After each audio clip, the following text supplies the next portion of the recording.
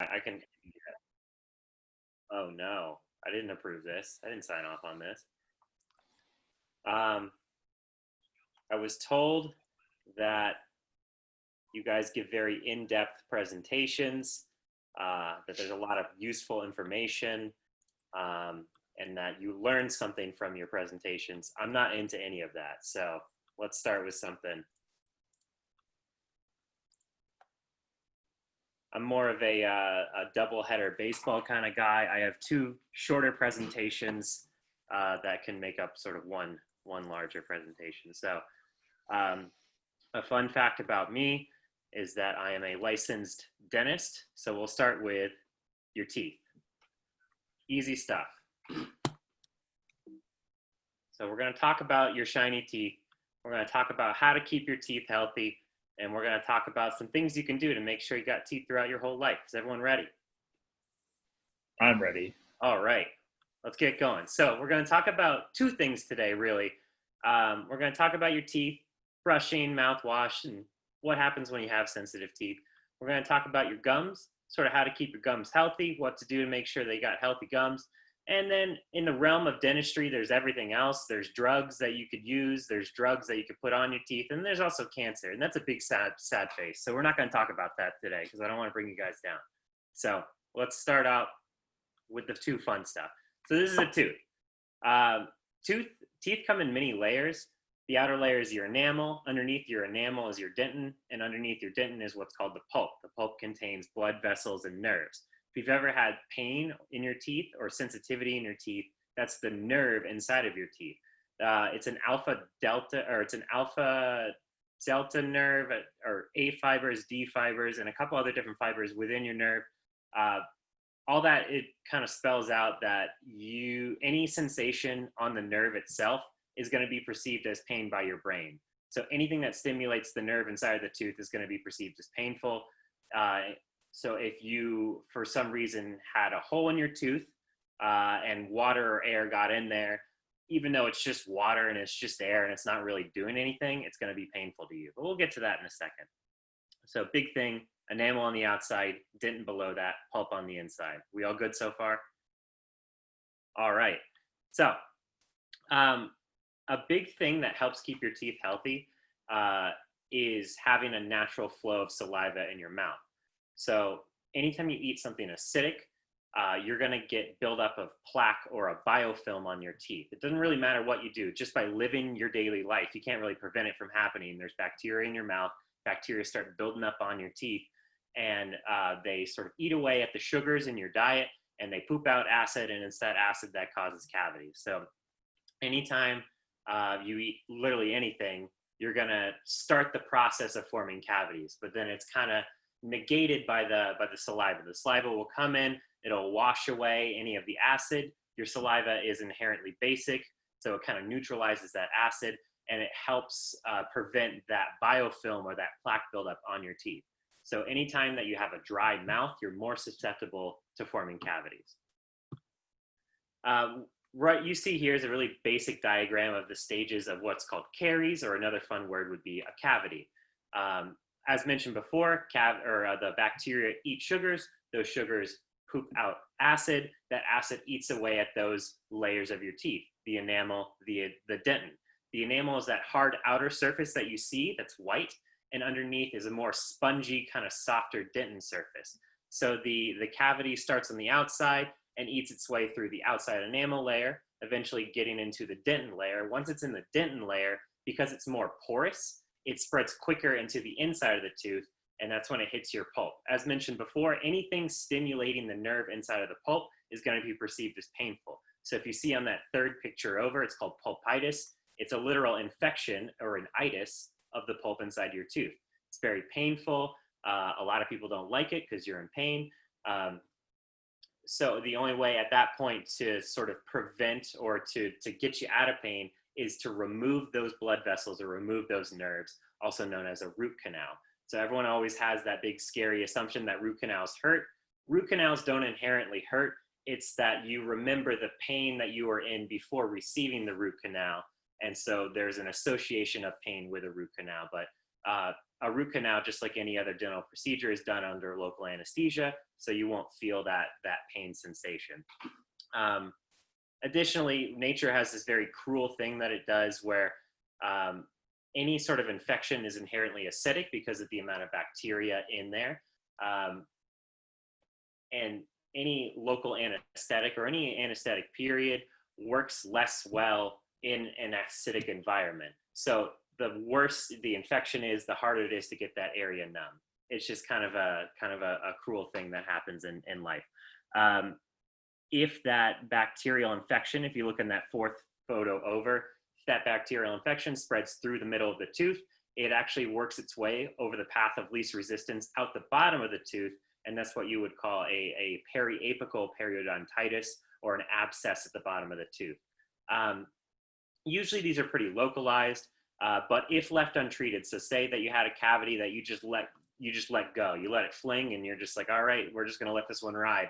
Eventually that abscess at the bottom of the tooth, the bacteria will continue to manifest, they'll continue to multiply, and they'll continue to find the path of least resistance. And depending on where that is in your mouth, it'll eat its way through your bone and then eventually make its way into the soft tissue, and you'll have head and neck infections spreading through the soft tissue. And then if left untreated for long, long periods of time, it could affect other systemic portions of your body and eventually cause pretty serious conditions. So don't let that happen. That's the big takeaway from this. Treat your cavities early when they're in that sort of first or second photo. Don't let it get to that third or fourth photo, because that's no fun. Some cavity prevention tips to help that from happening. We're going to start out with brushing. Always use soft bristles. The softer, the better. You want to brush in a circular motion on the fronts, backs, and tops of your teeth. The tops of your teeth don't have to have that circular motion. You can do a back and forth there, but if you do a back and forth on the front and back of your teeth, you could risk gum recession and traumatizing your gums. So stay away from that. Electric toothbrushes are great. I use electric toothbrushes just because I'm lazy. But electric toothbrushes and manual toothbrushes have the same efficacy, provided that they are used correctly. Circular motions, 2 minutes at a time, at least twice a day. If you do at least 2 minutes, you're going to have the same effectiveness, whether it's a $150 toothbrush or the 50-cent toothbrush you get at the drugstore. So it's all about technique. Big thing is fluoride. Fluoride helps remineralize any demineralized portions of your teeth. That acid that we were talking about earlier that eats away at your teeth, it's breaking down sort of the lattice structure in your teeth, and fluoride can come in and start to repair that lattice structure. So the more fluoride you intake, the more sort of resistance you have against that bacterial acid breaking down your teeth. You can find fluoride in regular drinking water in most areas of the country. Not every area has fluoridated water. Some areas use spring water, which is naturally unfluoridated. And some areas actively go out of their way to prevent fluoride from being in their water, which I think is super crappy. But you know, some people think it controls your mind and makes the frogs gay. But yeah, I was gonna say that I've heard before that water fluoridation was a communist or leftist plot to destroy free thinking. I can say for certain that is only part of it, but the benefits outweigh the risks. So I highly encourage that you continue drinking that water. The water fluoridation programs is the easiest way to get fluoride. Fluoridated toothpaste, nearly every toothpaste is fluoridated. You kind of have to go out of your way to get non-fluoridated toothpaste. Fluoride rinses are available in the same place you would get your toothpaste, Crest Pluro Health, ACT, or the purple Listerine, as well as topical fluoride applications at a dental office. Basically, they just kind of paint really concentrated fluoride onto your teeth directly. And the longer it kind of sticks on your teeth, the more it helps rebuild that demineralized areas. But in between dental visits, those sort of supplemental fluorides, water fluoridation, toothpaste, and mouthwash are excellent ways to get fluoride. You can also do fluoride trays, but usually that's done hand in hand with a professional a dentist or hygienist. So that's not usually something you can run to the store and buy. As we talked about earlier, you want to prevent dry mouth. So if you notice that when you wake up in the morning, after sleeping for a while, that you have a dry mouth, be sure to get some water in immediately. If you chronically have dry mouth, so say you take certain medications that cause your mouth to be dry, there are things like biotin and certain saliva stimulants that you can take just to sort of get that saliva going. Because as we mentioned before, the more saliva, the less chance you're going to get a cavity. In general, just be healthy. I know that's kind of a blanket statement, but the healthier you are, the less medications you take. The less medications you take, the less likely you are going to have dry mouth. So keeping your body healthy will also keep your mouth healthy in general. And last is where you're talking about limit carbohydrates and limit snacking. It's all about the frequency of sugars, not so much the quantity of sugars, which I think is on my next slide here. There's this really cool thing called Stefans Curve. And basically there was, I think he was Swedish, but there was this guy who determined way back in like the 50s that anytime you eat something carbohydrate, or anytime you eat a carbohydrate or something that has a high sugar concentration, the pH in your mouth drops. It doesn't really matter what it is, but any carbohydrate will cause the pH to drop for a certain period of time, anywhere from 5 to 20 minutes. So what this translates to, and as mentioned before, the more acidic an environment is, the more likely that that environment is going to cause damage to that outer layer of your tooth. What this kind of translates to is it's the frequency of snacking or drinking things like sodas or drinking other acidic drinks like energy drinks that's going to have the greatest effect on your teeth. If you take a 144-ounce Coca-Cola and you slam that in like 2 minutes, that's actually better for your teeth than kind of sipping that soda over the course of many hours, because every time you take in that sip of soda, you're dropping the pH in your mouth and you're keeping it at a lower pH for a longer period of time, resulting in greater damage to your teeth. That also translates to snacking. If you eat a meal and then in between meals you eat a snack, and then you eat your lunch, and then in between meals you eat a snack, and then you eat your dinner, that constant bathing of your teeth in sugar is going to have a greater effect than if you had, say, 3 square meals a day, or even had your concentration of sugars, even if it's the same quantity, if it's done in shorter periods of time and frequently spaced out.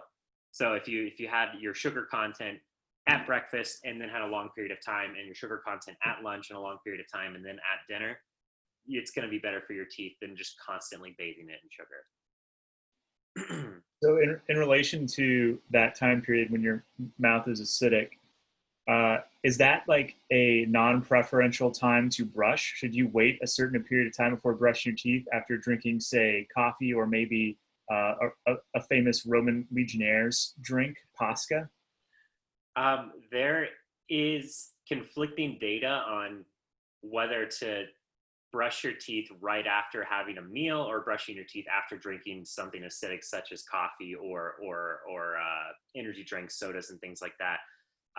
The big thing is, though, if you are brushing your teeth using the soft bristled toothbrushes and using fluoridated toothpaste, when you brush your teeth, you stimulate saliva, and so it kind of negates any sort of acidity that is occurring in your mouth.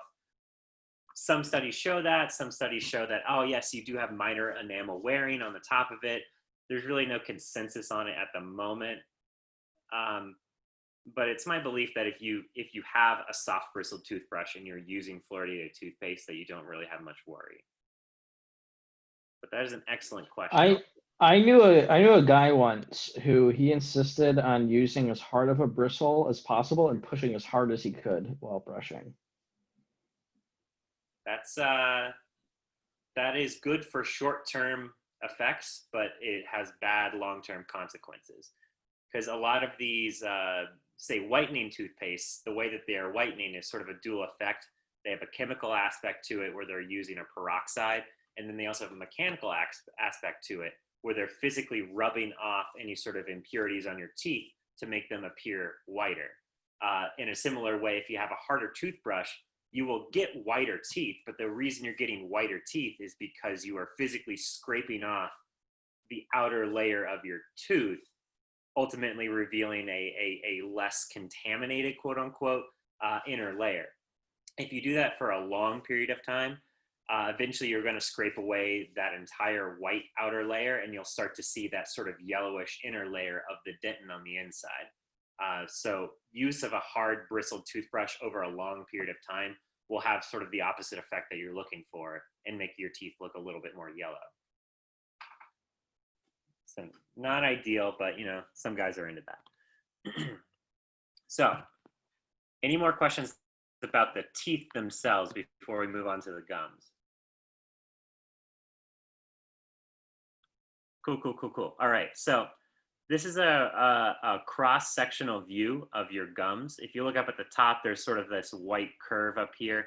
That's the tooth, and what we're looking at is the tooth in relation to the gums around it, as well as the bone kind of holding your teeth in. So this is kind of a weird view. If you can kind of wrap your mind around it, it would be as if I took a saw, went straight down the middle of a tooth, and then turned it sideways, and we're kind of looking at it from the side here. All this is basically saying that there's a lot going on here. There's a lot of different fibers at work, keeping your gums and your teeth sort of at play here. But in an ideal situation, this is what your gums should look like. The gums should come up the side of the teeth. Part of your teeth should be covered by the gums, and there should be a nice, healthy bone holding that tooth in. We got the frowny face gum on the side here, on the right side. So you look at the left side, there's a direct comparison.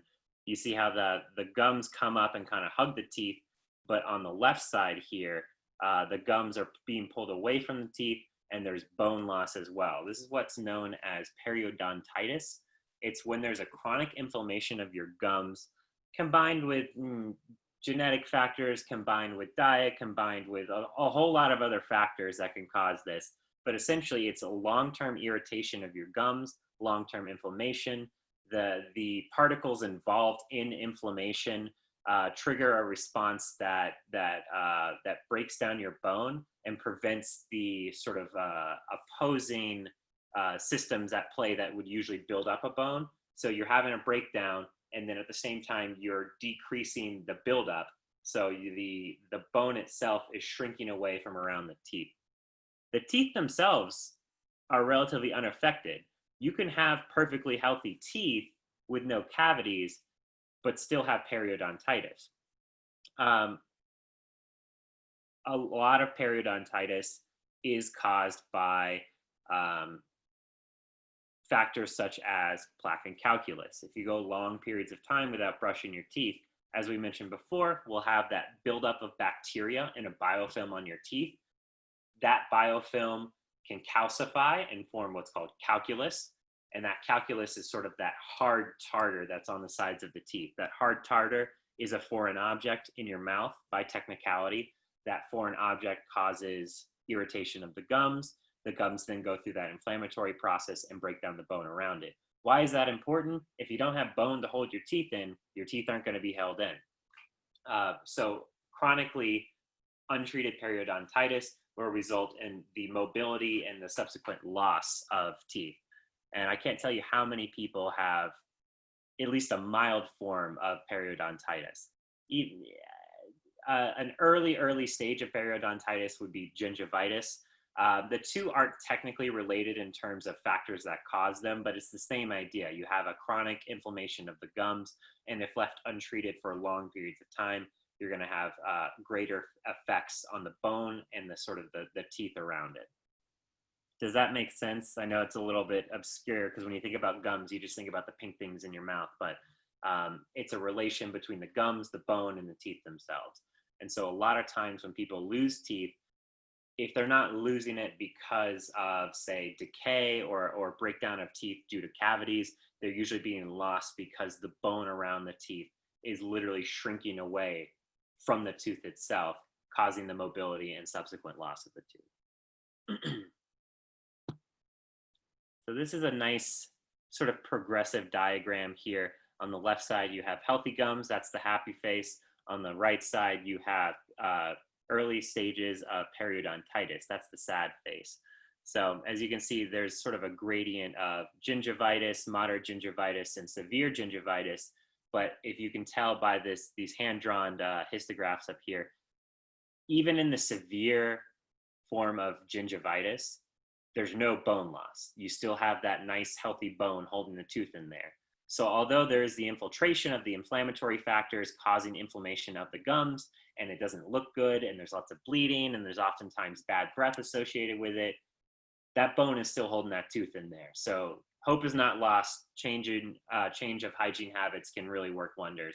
But once you start entering into periodontitis, you start getting bone loss, and bone loss is irreversible. You can pack bone grafting material in there, but it's never going to quite be the same as your natural healthy bone.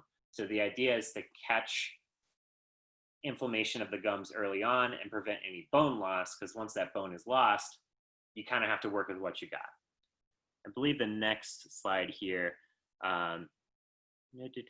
this is just focusing in on the different clinical presentations of inflamed gums, and then you start getting to periodontitis. If we go back to this slide here, you'll notice that in early stages and in later stages of periodontitis, a classic presentation is these little black triangles between teeth.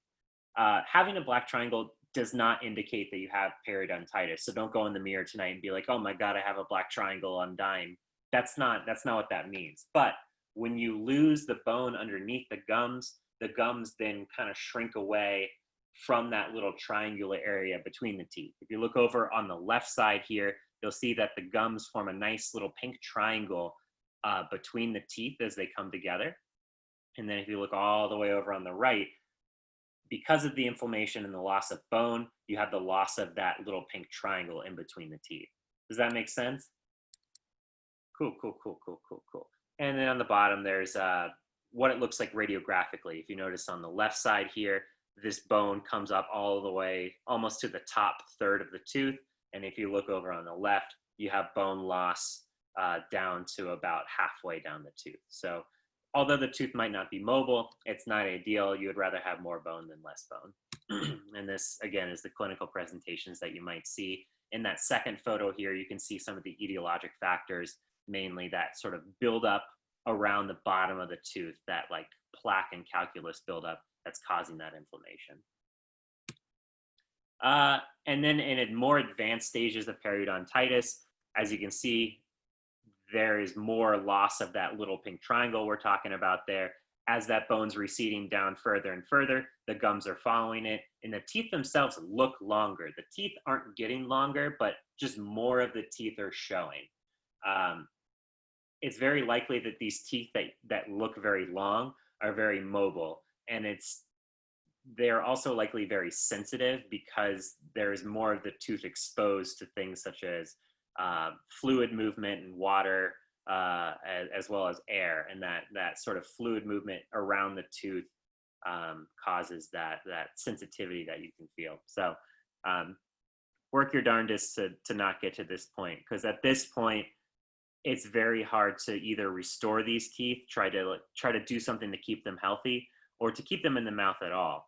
A lot of these cases here, these teeth would have to be extracted or pulled out and replaced with either some sort of removable denture or in some cases implants, but usually people who have this advanced case of periodontitis, the definition of periodontitis is the loss of bone. So if you don't have bone to put an implant into, then you can't put an implant there. So these patients are very tricky. And it's a very tough situation for both the patient and the practitioner to try to manage. Some things you can do to prevent this from happening. Flossing. Don't listen to that bullshit New York Times article about how like, oh, you don't need to floss, blah, blah, blah.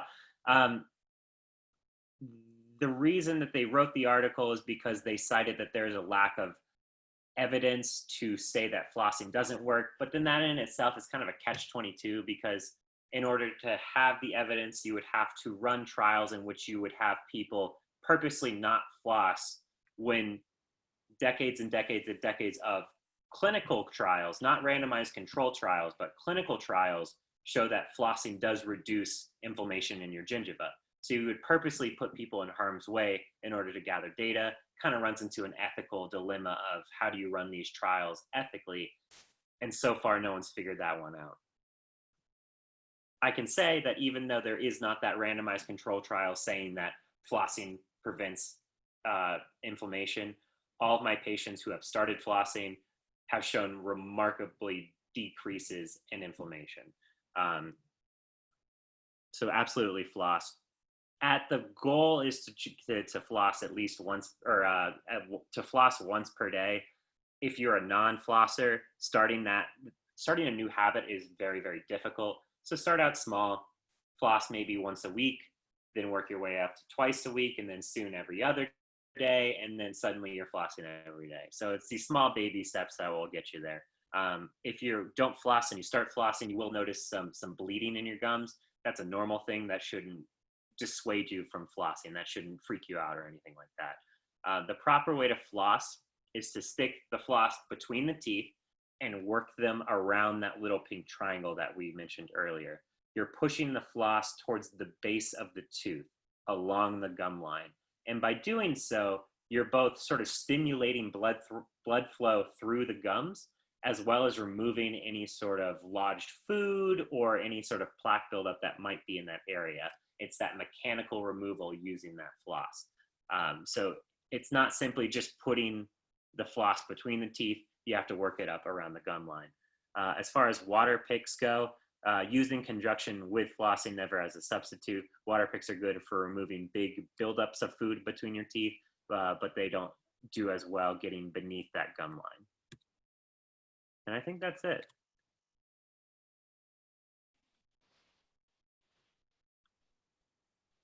Cool. So why can't we just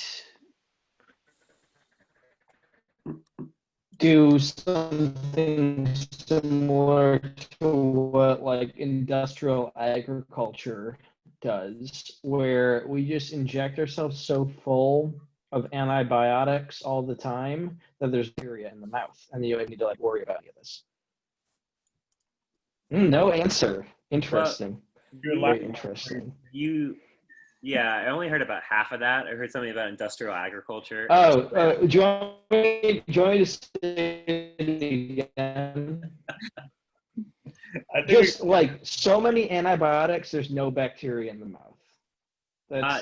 You do need bacteria in the mouth, though. What? You need bacteria and enzymes in order to digest food.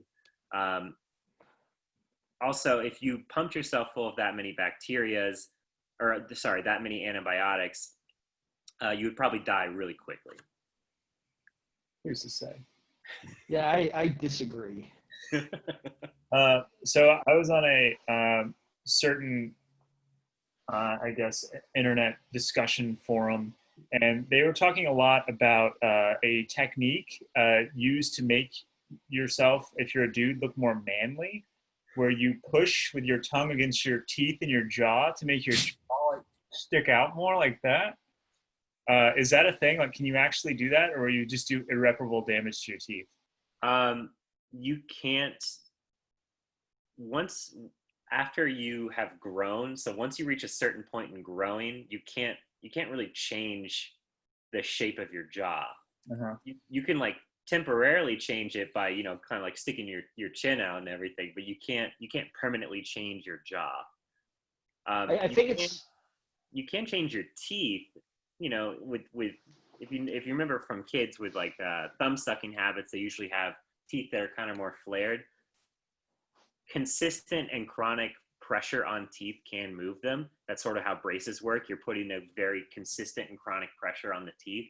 So if you really wanted to push up against your teeth with your tongue, forever, I guess you could do something, but I think subconsciously you would forget about it, and then you would stop pushing, and then all that force you put on that tooth would be negated. So it doesn't really do anything. Pat, are you talking about mewing? Yeah. I was going to ask about that.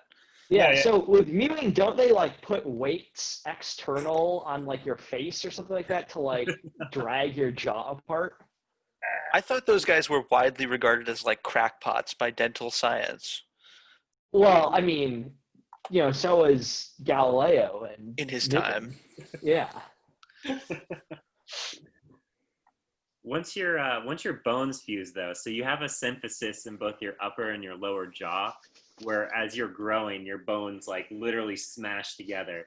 and then they fuse with one another. And once that fusion sort of calcifies and hardens, it would take a lot of force to either break that fusion or to move the jaw in any way. So If what anything, I'm hearing here- you would do more skin damage than you would move your jaw. what But I'm I getting don't know anything about it, so that'd be fun. is, if I want my son to be a Chad, we need to start him mewing at like 7 or 8 years old. Yeah. Both. Yeah. Like, you go. I Okay. have a question. From a evolutionary perspective, how long, like, would teeth last in the wild, no care other than, like, I guess, like, I know ancient peoples kind of brush their teeth with sticks or whatever, but, like, kind of seems like a bad idea to have these things in your mouth that, like, if they get infected, it's game over. You need to use them every day to eat. And, like, they have a lifespan, if uncared for, of what, probably like 30 years? So that's actually a good point that you bring up, and that is something that I dipped my toe into during school. The sort of evolution of teeth and how we got to where we are today with modern dentistry. Up until the late 1800s, people wouldn't really take care of their teeth, and it was largely fine because there wasn't the prevalence of refined sugars in our diets. So if you think about like the grand scope of human history, before there was actually cultivation of wheat and all these carbohydrates, and then later on in the Industrial Revolution, sort of the mass production of those carbohydrate heavy foods, diets were very balanced in terms of using, eating meats and plants and whatever they ate back in the day. The prevalence of those refined sugars made it such that you didn't see as many dental problems. And so this uptick in dental problems, if left untreated today, you would absolutely have dental problems. But way, way, way back when, yes, there were dental problems every now and then. There were infections and things that caused people great pain. You can look back in literature from even the Roman times about toothaches and people having to get teeth pulled, but it wouldn't be in the same prevalence now. Also, life expectancy used to be 35 years. So if your teeth can last 35 years, you'd be dead. So that'd be great. So what you're telling me is that the Industrial Revolution and its consequences have been a disaster for human teeth. Yes. I've also heard that on a similar internet forum, I think, to where you read about the jaw exercising. So, like, is the intended evolutionary purpose of like the wisdom teeth that it just like moves in if another set falls out or something? So the intended, Like, what's we as humans have gotten smaller. So we used to be able to accommodate that third molar back when we were, Neanderthals and much bigger, and our jaw lines were much more robust. But over time, our jaws have shrunken in and up. And so we still, biochemically make these teeth. There's just no more room for them. So it's what's called a vestigial. So it sounds like, could mewing be a solution for bigger jaws to fit the teeth? I think it's just another benefit of being a Chad. You already have the big jaw, so your teeth don't have to be pulled because you have room for them in your head. And then you can just like eat stuff even faster to get even more bulk because you have a whole other couple teeth, It's really nice. And there's whole philosophies involved with whether to keep wisdom teeth or pull wisdom teeth. A lot of times, a lot of younger people get their wisdom teeth pulled purely just so they don't have problems. It's one of those things where you anticipate something of being a problem, so you just get it pulled. Yeah, I mean, in the military, we're required to get wisdom teeth removed. That's not We true. aren't? They've tried to remove mine Really? 3 times, and I still have them. Huh. Because we had a guy who they like freaked out at the end of power school because he still had wisdom teeth and they made him get them out. Sounds like a hazing situation. Yeah, and it's one of those things where you can go your whole life and never have a problem with your wisdom teeth, or they could be a problem immediately. Like it's kind of up to chance. It's very patient specific, how big their jaw is, how well their hygiene habits are. a lot of the reason people get their wisdom teeth removed is just because it's hard to clean teeth that are back and up or down and in. It's hard to clean those teeth in the back. So a lot of people just remove them prophylactically. But you know, I think my brother has some. My dad still has his. I got mine removed because they had cysts growing on them, which is great. Did you remove them yourself? Can I remove them myself, or did No, I? did you remove them? I Yeah, did not, did you? since I was in the second grade. So Wow. I'm not I have very one other unrelated to wisdom teeth, but why historically have British people had such mangled teeth? Like I don't know if it's like at least like they seem clean, but they're always just like all over the place, going every which way. Are braces just not as like prevalent there? If I had to guess, I think it's more of a cultural norm. I think over here, over the course of time, there was a greater value placed on straight teeth, where over there maybe that wasn't as much of a pressing social issue. But I have no idea. I have no idea why their teeth or why they're consistently mocked for having bad teeth. I think in reality, most British people have fine teeth, but it is a fun trope to make fun of them about.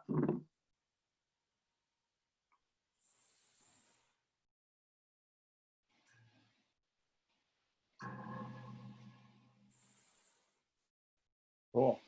Cool. Are you going to give your second one, or do you think that was enough? I mean, that was a lot of info. I don't know if you want the second one. Yeah, you can save it for another presentation. That was like a solid 40 minutes. So. I have a very short one if you wanted to do that.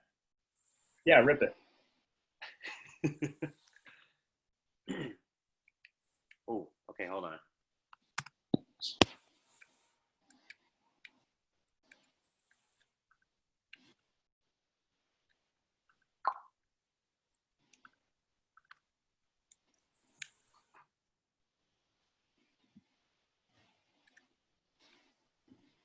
You know what? I can't find it. Hold on.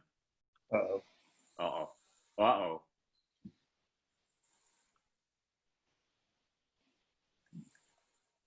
All right, never mind. I'll have to do some searching. Save it for next time. Was it your one on design? No, I can find that one. Do you want that one? Yeah, that one's short.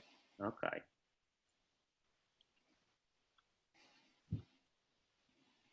Intelligent design? Oh, it's very intelligent. How do teeth prove the existence of a god? No, because a lot of animals have teeth, and I assume that meant like intelligence, like divine creation. I think they're just a means to an end. Biologically, over time, things need to eat, and so then they gain things that help them eat. But what good is half a tooth, though? You know, You'd be surprised. how could they evolve? Isn't it either you got teeth or you don't got teeth? Yeah, but it depends on your diet. So the flatter your teeth are, the more sort of plant-based your diet is, and the sharper your teeth are, the more meat-based your diet is. And then there's us who have both. We have both sharp teeth in the front and then flat teeth in the back. So we're both biters and chewers compared to other animals that are just chewers, that just have flat teeth to grind with, or things like sharks that just have sharp teeth because they're more of a ripping and swallowing kind of animals. But you'd be surprised the number of people who function either with no teeth and no dentures or anything. They just sort of smash food between their gums and their bones. And then people who have like two teeth and like one's over here and one's over here. And you're like, hey, we need to get these teeth out. And they're like, no, how will I eat? It's like, fucking what? What do you mean, how will you eat? Like, how are you eating now? But like, you know, that's what they do. So people are very adaptable. You'd be surprised. I don't know if any of you have experienced like severe tooth pain, but some people experience tooth pain and they just live with it for like months. and possibly even years. And then they'll come in and they're like, hey, I'm in severe pain. You go, oh, how long has this been going on? They're like, I'm like 8 months. I'm like, what? So anyways. So on a complete change of pace, we're going to talk about design. And it's a very important topic for me. This is something that I'm really passionate about. So we're going to talk about different kinds of designs at first. We're going to talk about user-centric design. You're basically asking the questions of who is using the product, and you're trying to design the product with the user in mind. How are they going to use the product? What's the level of experience of the product that they're going to use, and how are they going to use other products like it? What functions do they need to accomplish with the product, and what information might they need to use the project? So when you're designing, you want to keep the person using the project in mind. Does that make sense so far? Is everyone following? Okay, it's very important that you keep up with this. It goes quick. Empathy. Empathy is a huge part of design. You gotta have empathy for the person using the project. Much like the user-centric design, you want to be compassionate and sort of empathize with how the person is going to both use and experience the design. All right, we all good? All right, we're blowing through this. Simplicity is key. If a design is not simple, then you're going to lose that user-centric design, and you're not going to be very empathetic for the person using the design. You need to strip things down to their essential core purpose. No frills, no thrills. You want to make sure that you keep it simple, stupid. We all good? All right, the experience goes hand in hand with that user-centric design. They should be experienced, not seen. Users should engage with a selection of features that allows them to reach their end goal easily. You've got to design with the end user in mind. So there's this guy named Victor. Victor was a total dude. He lived in Kansas, but he asked the question, what are we designing for? And his big thing was you want to design things that serve the people, but at the same time should sort of limit the amount of resources they consume in their design. So essentially, it's like the going green of design. Like you want to make sure that you design something that accomplishes its goal, but you don't want to be wasteful. You don't want to use products that don't need to be used, or use materials to make products that like don't need to be used. You don't want things to be extraneous. Once again, keep it simple. You got my boy Louis here. Louis Sullivan was an architect. He designed the World's Fair in Chicago. He was a total dude, the dudes of dudes.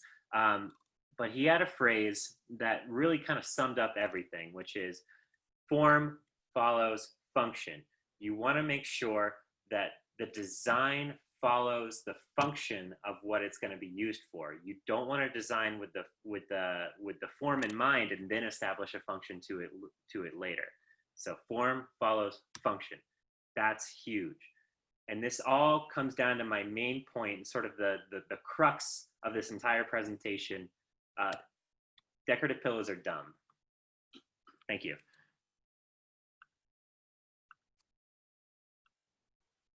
Thank you. Pretty good. Thank you. Very informative. Beautiful.